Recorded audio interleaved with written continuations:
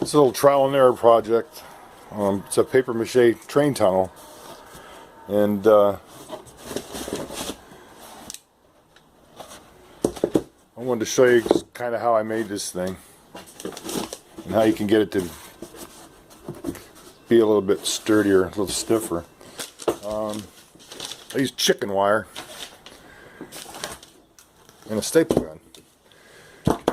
And basically what you do is just go and staple down your form, right? And then you work it to whatever contours you want for it.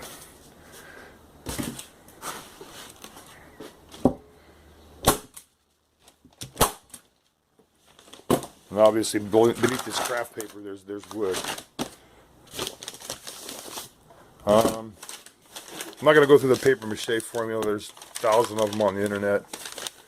I was just using craft paper. You could probably use printer paper, newspaper.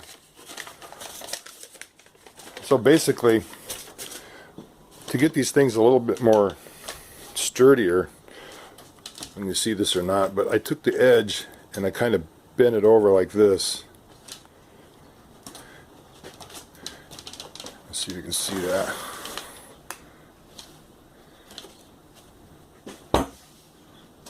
Okay. And so what you do is, as you're building it up, you can start here and just lay it across. And what that little ridge does is it kind of sturdies this thing up a little bit. These things are a little bit flexible, not too much when they get done. But I think without this ridge on here, this thing would have a lot more tendency probably want to flatten out. But with this ridge on both sides, it really strengthens it up. And what you can do later on is you can fill this in with bushes or something, trees, I don't know, whatever you want to put in there.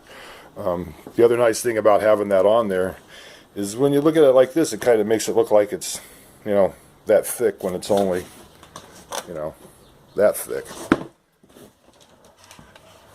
So it gives it kind of a nice effect, I guess.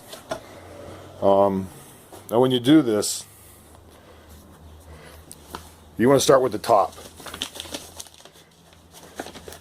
and do the top first. Alternate your layers, you know, go back, forth in an X pattern or a cross pattern.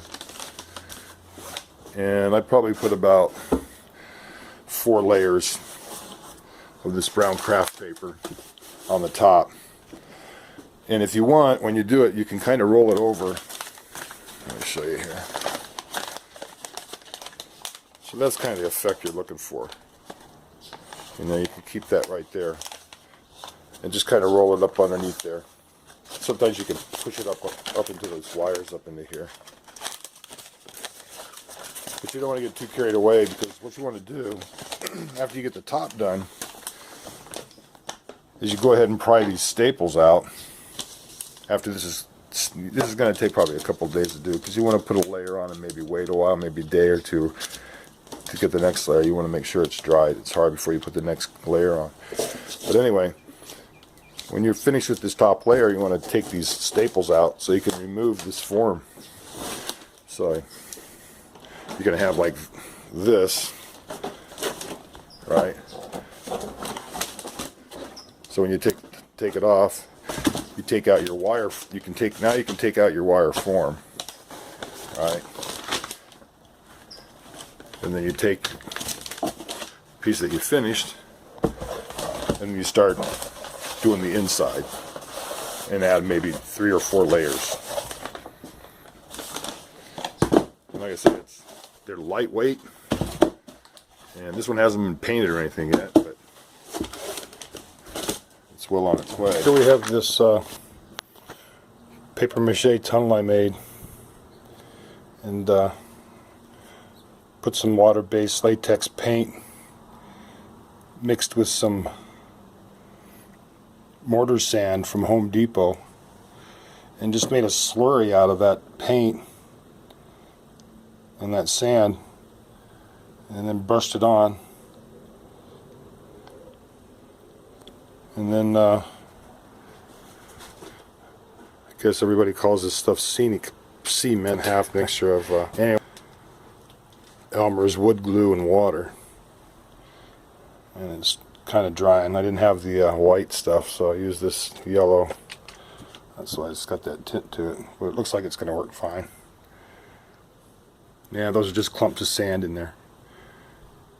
And the glue, between the glue and the paint, it seems it's holding it pretty good, so. Alrighty. Okay, I've had a chance to let this thing set overnight, and here's the finished product. And the glue's dried, and the plaster sand is sticking really good to this thing. So now we just got to put the foliage on it. Hey, okay, that'll do it.